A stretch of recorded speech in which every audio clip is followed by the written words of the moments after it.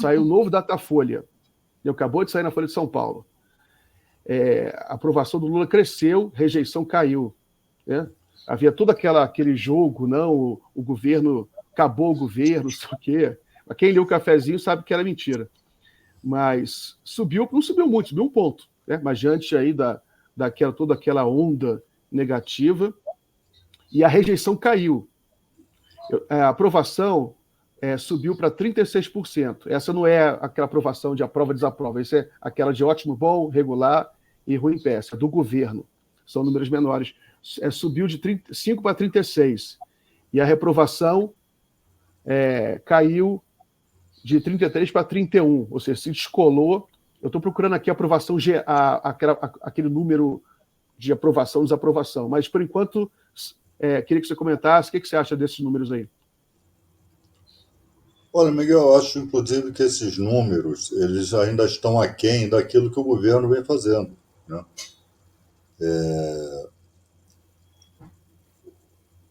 O presidente Lula está fazendo um excelente governo. Desemprego caindo, enfim, uma série de indicadores, né, mostram que o governo está no caminho certo. Agora, esse quadro, né, de polarização ideológica, né, que a extrema-direita ela ainda tem conseguido impor certas visões, né, distorcidas acerca do governo, acerca do presidente Lula, enfim. Isso acaba influenciando. Né? Eu fico impressionado. Antigamente era fácil, né? A economia bem, desemprego caindo, esses indicadores subindo, isso imediatamente se refletia nas pesquisas. Né? Tanto que o presidente Lula ele ficou marcado dos seus primeiros 2 governos como governos de altíssima aprovação. Hoje, independentemente de o governo estar indo bem, isso acaba ainda não se refletindo em pesquisa, né? Porque parece que é uma combinação, não. Porque a extrema-direita é isso, ela nega a realidade, ela sempre estará ruim o governo Lula, né? De acordo com determinados segmentos aí que ainda se associam aí ao bolsonarismo. Agora, isso com o tempo, né? Aí quando esse Campos Neto deixar o Banco Central, né? Quando o presidente Lula tiver condições de nomear alguém que de fato esteja comprometido com o crescimento econômico, esteja comprometido com a queda dos juros, né? Isso com certeza vai começar a influenciar positivamente também na avaliação. Que são essas 2 amarras que nós temos, né? Banco Central e Congresso Nacional. Né? Isso, enfim, nós vamos ter que encontrar um meio. Banco Central até final do ano. No final do ano, o presidente nomeia alguém mais afinado, né, com a política econômica. Provavelmente vai ser o Galípolo. Né? É o que corre. Né? Talvez até fosse bom anunciar com uma certa antecedência. E o Congresso Nacional, nós temos que ver como é que vai ficar a sucessão aí do Arthur Lira, né? Que age da maneira como nós vemos, né? Com chantagem, com extorsão, enfim, né? Extorsão do ponto de vista da política, né? Enfim. Então, são percalços que não tem jeito, a gente vai ter que... Agora, é um dado positivo, né? A rejeição diminuiu e ainda que tenha subido só 1 ponto, mas não descambou para uma avaliação de rejeição superior, né? Avaliação boa e ótima, né? Mas acho que isso tende a melhorar.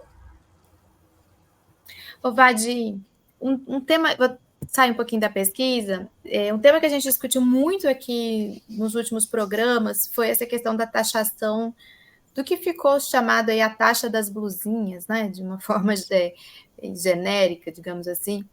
Queria te perguntar se você acompanhou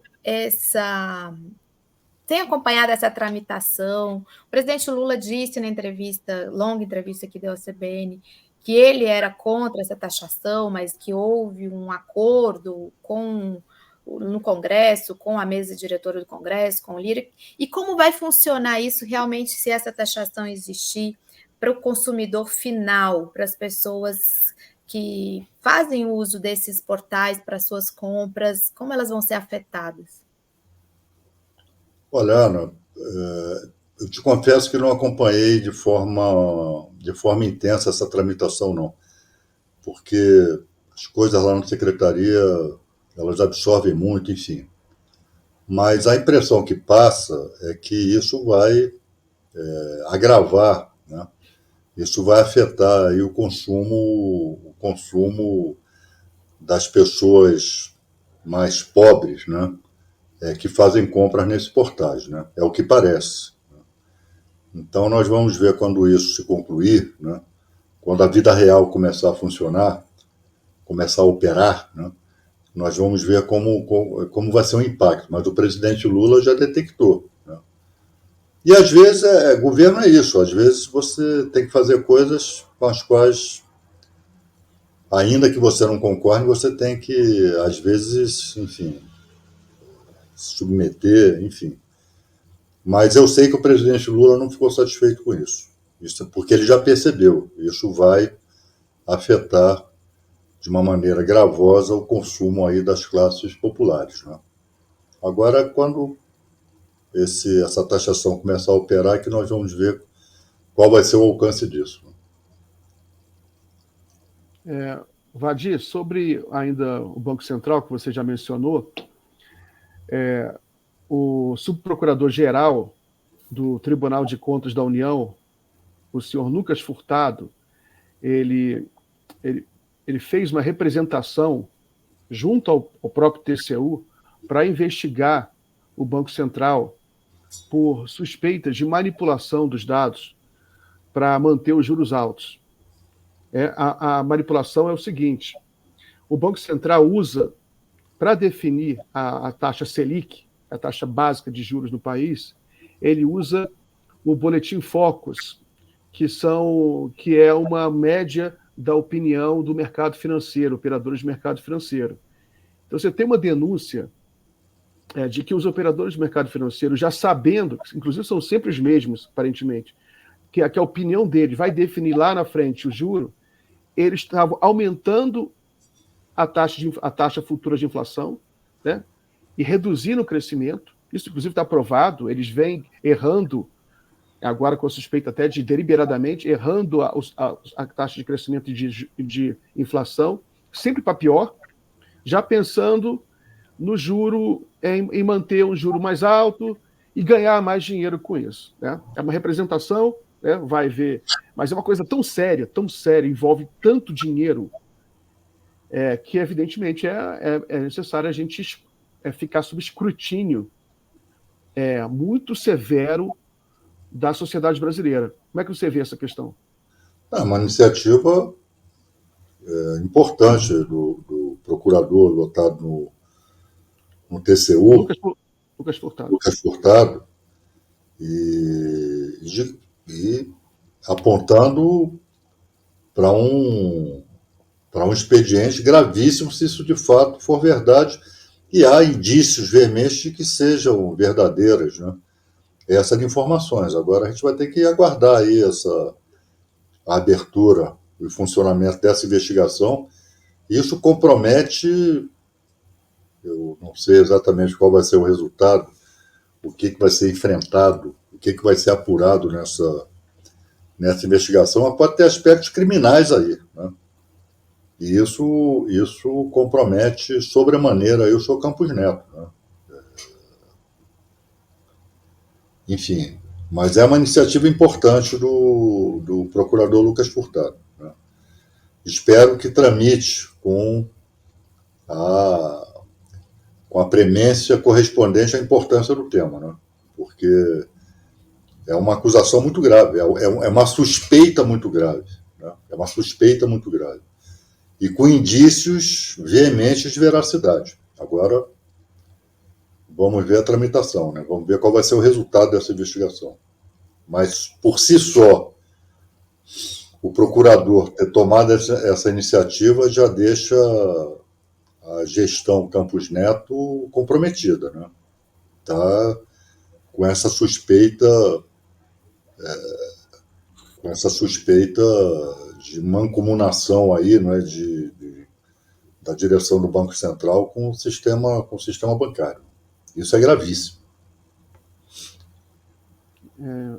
Ana, lembrar o Vadir, só para complementar, que nas últimas semanas o Campos Neto ele acabou chamando a atenção pelo encontro com Tarcísio de Freitas, governador de São Paulo e pré-candidato, né, um presidenciável, digamos assim, ou pelo menos está sendo vendido assim por um grupo bolsonarista. O próprio Bolsonaro já o anunciou, o Tarcísio de Freitas, ele pode ser. E ainda saiu na imprensa que ele teria dito, o Campos Neto, e ele não negou, saiu uma matéria em todos os jornais, que ele seria o ministro da Fazenda do Tarcísio de Freitas. Né? Aí houve muita crítica, porque tem autonomia ou não tem autonomia? Imagina o Banco Central, o presidente do Banco Central dos Estados Unidos fazer isso. Né? Aparecer do lado do Trump. Agora, o presidente do Banco Central parecia tirando fotinha com o Trump, né? Eu vou ser ministro da Fazenda do Trump. O que você acha disso, Vadir?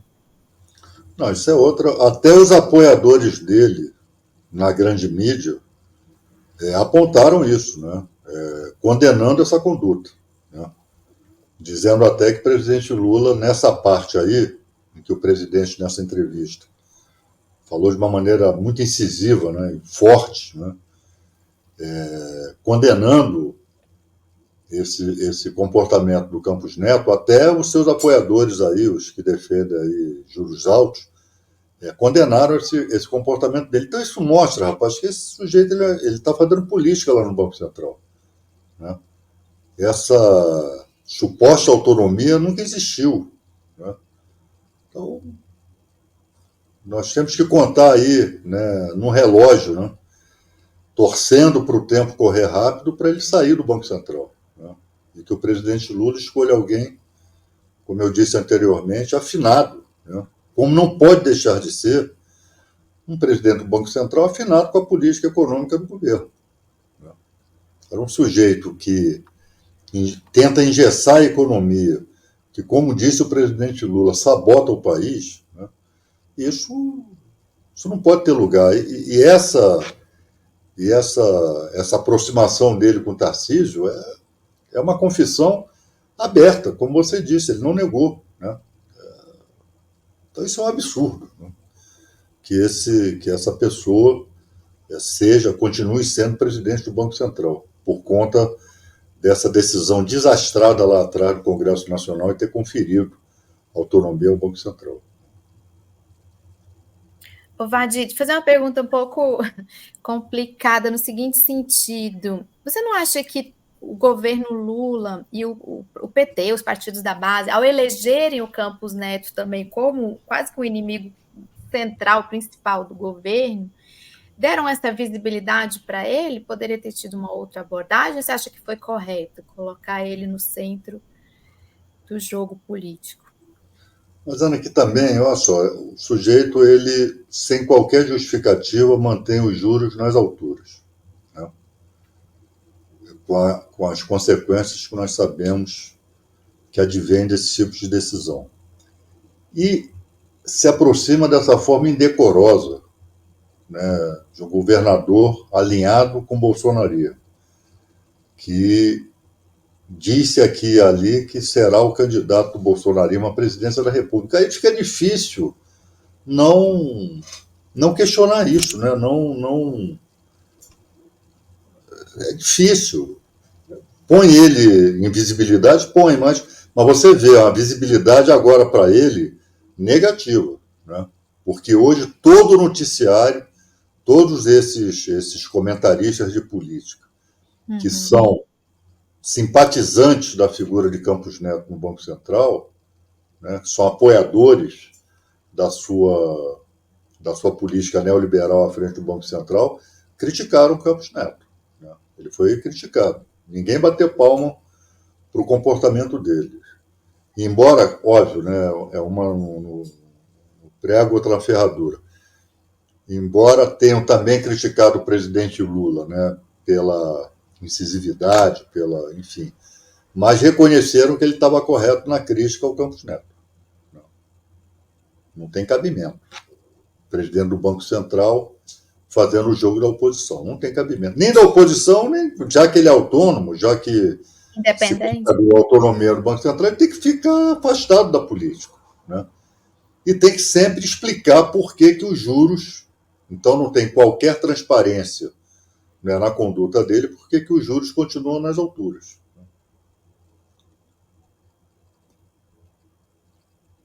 Miguel, você está sem som. Você está falando, mas a gente não está te ouvindo. Não, eu que desliguei sem querer. Ah, tá. Tem um comentário aqui da Fabi Marques. Por que até hoje o governo não apresentou um plano de desenvolvimento para o país, como fez a China? Uma boa pergunta, Fábio. Também me pergunto isso. Depois o Vadir vai responder. O Saulo Cruz aqui. Fora da minha... Tem que perguntar para o Haddad. Tá. Tem aqui do Saulo Cruz, ó. Vadir, o governo Lula poderia fazer relatórios mensais sobre o preço médio dos combustíveis nos estados, para averiguar e combater a prática de cartel. Vadir pode responder, mas eu posso responder também rapidinho, Vadir, porque isso aí tem na Agência Nacional de Petróleo, no site lá, tem acompanhamento semanal, inclusive, nem mensal, é semanal, em todas as praças brasileiras, o preço do distribuidor e o preço dos postos, né, do consumidor final. É só acompanhar lá, é relatório dinâmico, é maravilhoso lá, relatório dinâmico da Agência Nacional de Petróleo. Aproveitando já o gancho, Vadir, sobre os preços dos combustíveis e os preços dos mercados, o pessoal fica muito nervoso com isso. O que você pode falar sobre isso? O problema é caracterizar que é abusivo. Esse é o problema. Como não tem tarifação, onde você pode afirmar que está havendo cartel, que está havendo... e que tem cartel, né? Agora, isso é uma investigação policial, né? E que compete ao CAD fazer. Nós já tentamos várias vezes. E essa defesa de que é livre tarifação é fogo, né? Como é que você vai caracterizar que esse preço é abusivo? Claro, se você tem uma média nacional de, sei lá, R$ 5,70. Se a média é essa e tem estado praticando preço aí de 6, de 7 reais, você pode, em relação àquele estabelecimento, dizer que é abusivo. Agora, rapaz, são 40 mil postos em todo o Brasil, né? O Estado brasileiro, infelizmente, não tem estrutura para estar fiscalizando isso e para estar coibindo isso. Isso aí vai ter que ser uma concertação, né, dentro do governo, das diversas agências ligadas à área, Petrobras, a Associação Nacional do Petróleo, enfim, para ter uma estrutura de fiscalização e se estabelecer critério, né, de quando você pode afirmar que isso é abusivo. Porque quando a gente abre processo, sanciona, aplica multa, o judiciário derruba, com base na tese de que no Brasil funciona a liberdade tarifária. Liberdade de preços, né? Liberdade de preços. Olha, tem mais um superchat aqui, Miguel, do Horteses Davi. Meu nome é Loacir, sobre a redução constante do conteúdo das embalagens dos produtos. Alguma medida prevista? Essa é uma pergunta bem específica. O pessoal faz de tudo, né? O pessoal reduz a embalagem, o pessoal repara em tudo. Reduz a embalagem para manter... Mas é verdade, a gente recebe, já tem recebido algumas reclamações nesse sentido, e nós estamos vendo como atuar em nível nacional, né? Em relação a isso, porque o fato é verdadeiro, né? O fato é verdadeiro. diminuem determinados produtos, o peso é menor, etc., o número, né, de produtos é menor naquela embalagem, no entanto, o preço é o mesmo. Né? Então, nós estamos vendo isso. Agora, sei lá quantos supermercados existem no Brasil e quantos são os fabricantes desses produtos, né, que estão sendo comercializados fraudulentamente. Então, nós temos que fazer o levantamento para tomar providências em relação a isso. Mas isso está sendo organizado lá na Secretaria. Eu lembrei de um produto, mas é uma porcariazinha, então não faz tanta diferença para as pessoas. Né? A batatinha frita está ficando tão pequena agora que quase amostra grátis. Tá bom de amostra grátis. É isso mesmo, é verdade. É verdade. Mas é isso aí. Vadir, sobre esse assunto aí da semana, que mobilizou o país todo, e que foi a primeira grande derrota popular da direita, e foi particularmente interessante porque a direita vinha no momento, meio que assim numa onda, como se ela estivesse crescendo, porque ela ganhou uma votação, ganhou aquelas votações no Congresso Nacional de derrubada de saidinha, aquelas coisas. Então eles estavam se sentindo todo poderosos. Aí eles vieram com esse negócio do pé do estuprador. Vamos pegar o Lula nessa, vamos pegar uma pegadinha. Só que aquilo criou uma mobilização social e eles foram derrotados fragorosamente. Tem muita pesquisa sobre isso, deputada evangélica de direita dizendo: tira o meu nome dessa lei. A deputada que eu trouxe ontem aqui, tira o meu nome, que eu achava que isso era bom para as mulheres, não é. Evangélica da direita. E agora eles devem arquivar isso, os deputados mais à esquerda estão indo atrás, não, agora a gente vai enterrar, tem que arquivar mesmo, não é só esquecer o negócio, tem que arquivar para sempre um negócio desse. Sobretudo foi uma batalha popular, né? Foi uma guerra política. Me lembro até a guerra do voto impresso, que foi uma guerra naquele negócio, né? Aquela guerra do voto impresso, e teve a guerra da vacina, e agora foi a guerra do pé do estuprador, que as mulheres foram para as ruas, ocuparam as redes sociais, não só mulheres, né, a população brasileira toda, mas liderada pelas mulheres, as mais atingidas diretamente. E a direita baixou a bola. Agora o Lula também está pegando pesado. Hoje deu entrevista no CBN, batendo duro nesse Sóstenes Cavalcante, que é um facínora, esse cara. Ele é um facínora. Né? Ele é um cara que não tem responsabilidade nenhuma com uma questão super sensível, dramática, que é a questão do aborto. Mas, enfim, sobre essa guerra, como é que você avaliou isso? E a extrema-direita acabou tropeçando, né, na sua própria arrogância. Né? Eles viam, então, é um contexto em que eles estão avançando em todo o mundo, né? Avançaram na Europa, venceram as eleições do Parlamento Europeu, estão conquistando posições aí em diversos países, né, em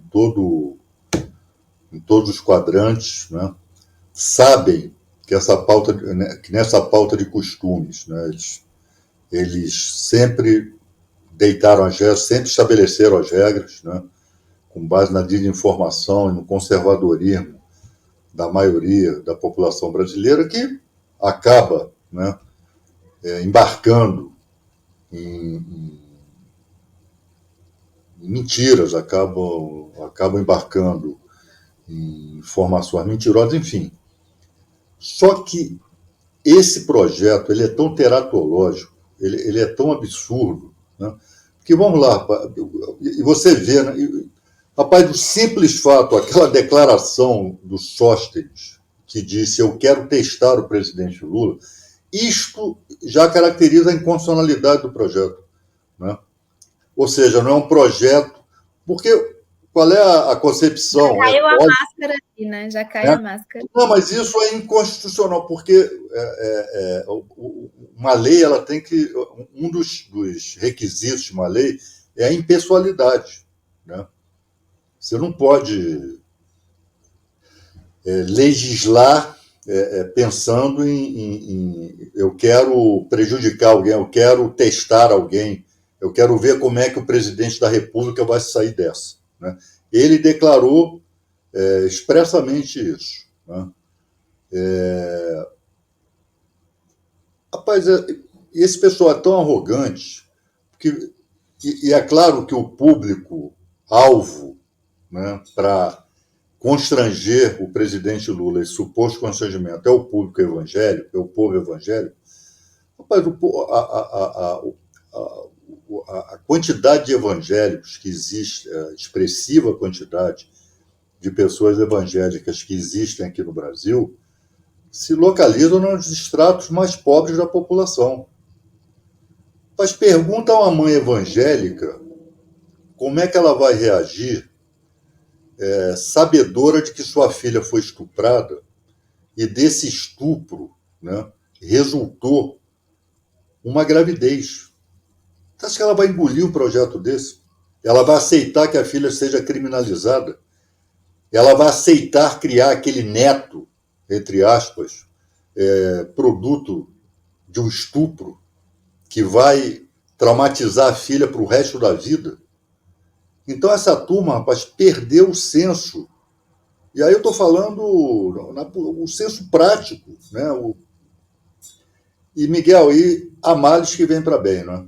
Porque pela primeira vez em anos nós vemos uma mobilização nas ruas, nas redes, contra uma medida da extrema-direita, né? Eles possibilitaram isso a nós, né? Eles possibilitaram e movimento comandado pelas mulheres, mas com a participação dos homens. Isso é muito importante também, né? Os atos sendo atos conjuntos, puxados pelas mulheres, mas com a participação masculina também. Então, eles deram um tiro na cabeça, né? Eles deram um tiro por conta da sua arrogância, e está correto. É claro, né? É claro que agora muita gente, inclusive no Congresso, pegando carona com essa mobilização e com a opinião que está sendo externada em relação a esse projeto. Mas não importa, né? O que importa é se mobilizar, se posicionar contra ele. E no primeiro momento, né, a esquerda, com as honrosas exceções de algumas deputadas, de alguns deputados, mas a esquerda não quis se meter muito, como sempre, né, nos últimos tempos, acuada, né, por conta da chamada pauta de costumes. Isso aí não é pauta de costumes, isso aí é uma legislação criminosa que esse Sóstenes de Cavalcante e associado a Arthur Lira quis impor lá no Congresso Nacional. E agora estão certos mesmo, né? Saíram do acuamento e tem que botar para votar agora, né? Vamos lá, tem que mostrar a cara agora, né? Porque isso não pode ficar dentro de uma gaveta que de repente... Porque agora isso pode ser votado a qualquer momento, foi aprovada a urgência. Você acha que tem que pôr para votar? Porque tem uma estratégia ali do PSOL, liderada pelo PSOL, de tentar tirar a urgência e pedir o arquivo. Também. Isso é difícil também conseguir. Quando eu digo botar para votar, é nesse sentido, é possibilitar o debate, né? Mas retirar a urgência, porque a urgência impede o debate. Exatamente, porque vai direto para o plenário. Exatamente, né? E aí isso vai forçar... porque você vê, o Arthur Lira criou essa modalidade. No meu tempo, nem com o Eduardo Cunha existia isso. Essa votação em que não aparecem os nomes das pessoas. Sim. O povo não sabe em quem você está votando, no que você está votando. Não sabe como você está votando. Se você votou a favor, se você votou contra. Então, essa história de votação simbólica, né? Que dá conforto a todo mundo, né? Você retirando a urgência, está correto, retirando a urgência, você impõe o debate. Aí todo mundo vai ter que mostrar a cara, vai ter que dar a sua opinião, vai ter que mostrar o seu voto, né? Então, é nesse sentido que eu estou dizendo que tem que botar para votar. A estratégia do pessoal está correta.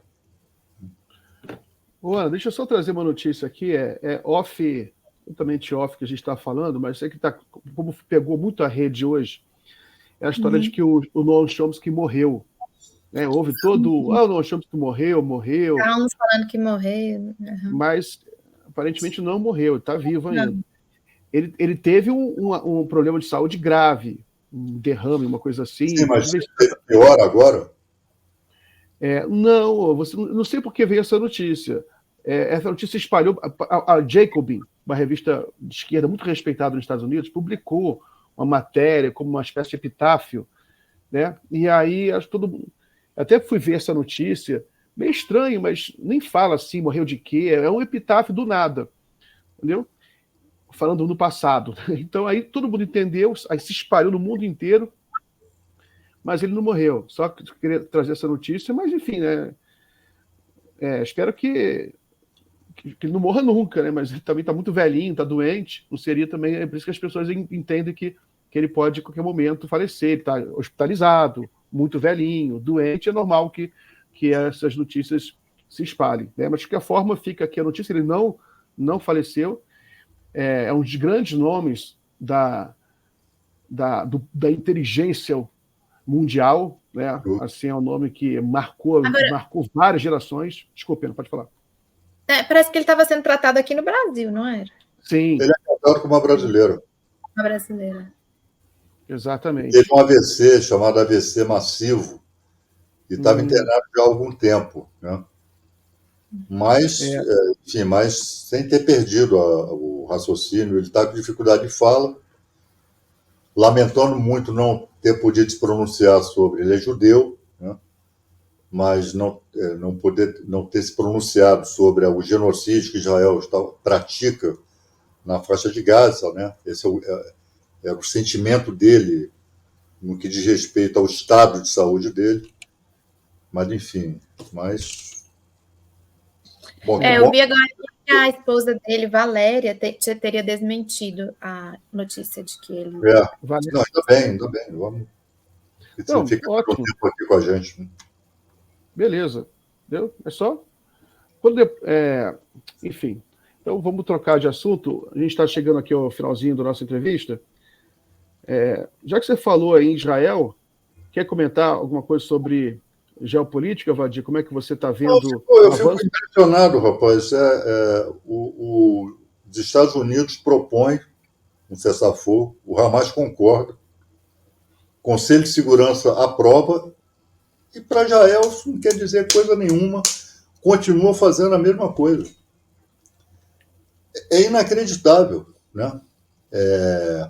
E é claro, se os Estados Unidos estivessem, de fato, falando sério, que Israel depende dos Estados Unidos. Né? Se os Estados Unidos, você vai parar com isso agora? Mas não. Então fica um jogo. E eleição dos Estados Unidos, a gente sabe que a política internacional ela é um fator decisivo. E Biden estava perdendo. Né? Um dos fatores da perda de popularidade do Biden é exatamente o comportamento dos Estados Unidos em relação ao genocídio, né, na faixa de Gaza, né, faz um teatro. Né, hoje eu vi no noticiário que eles vão vender 50 caças F-15 aí para Israel. Né, e Israel enfrenta que exército? O único exército que Israel enfrenta é o povo palestino. Né, não é uma guerra, é uma ação genocida contra um povo. Né? E é isso, isso me causa indignação. Eu tenho dificuldade em ler noticiários sobre a faixa de Gaza, eu tenho muita dificuldade, porque eu fico indignado com isso. É a falência da ONU. A ONU existe nos últimos tempos para enquadrar determinados países daquilo que os Estados Unidos chamam de eixo do mal. Né? Então, se a Venezuela quer se apossar lá daquela região, não me lembro o nome, pronto. Isso mobiliza a ONU, isso mobiliza os Estados Unidos. Agora Israel faz o que bem entende. faz o que bem entende, e fica por isso mesmo. Né? A minha esperança são essas manifestações que têm acontecido em Israel. São milhares de pessoas. Eu acho que eu espero que isso aí é que dê resultado. Né?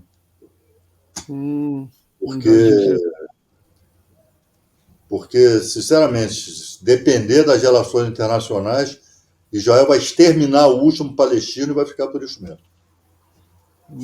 Vadir, mas se você está contando com manifestação em Israel, eu acho que não vai. Não, tem a ver. Mas não é. Mas a Ana conhece melhor que eu, ela pode me corrigir, mas raramente elas são assim propriamente pela paz. Elas até pedem cessar-fogo, mas metade acha que faz pouco, que Netanyahu tinha que fazer mais, tinha que matar mais ainda. Então eles acham que eles criticam o Netanyahu porque está matando pouco, tinha que matar mais ainda. E outros tem o pessoal assim, mais realmente da paz, a maioria estão muito contaminados politicamente. Não, contaminados pelo sionismo, né? O sionismo, exatamente, contaminados pelo sionismo. O sionismo tomou conta. Não, eu falo aqui como espectador que viu ali nas ruas milhares de pessoas. Quando eu falo isso, no sentido da minha descrença no sistema internacional, no direito internacional, que só se aplica ele é seletivo. Né? Nas relações internacionais predomina quem tem mais força, predomina quem pode impor a força. Como eu vi essas manifestações lá em Israel, né?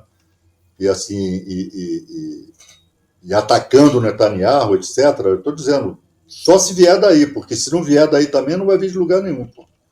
Mas aí está certo. Mas, Ana... Eu ia comentar que os juízes do TPI estão sendo perseguidos pelos Estados Unidos, pelo Congresso americano. Eles estão caçando os juízes porque podem expedir um mandato de prisão, né, para o Netanyahu e lideranças do Hamas. E essas manifestações, Vadir, muitas delas antes do 7 de outubro, haviam várias manifestações, mas é por conta de uma reforma no judiciário que o Netanyahu estava fazendo em benefício próprio, porque ele enfrenta processos de investigação e tudo. Corrupção, e mais recentemente pelos familiares dos reféns e os grupos indignados de que ele não estava colocando em prioridade o resgate dos reféns, o que denuncia ainda mais como é a condução dele.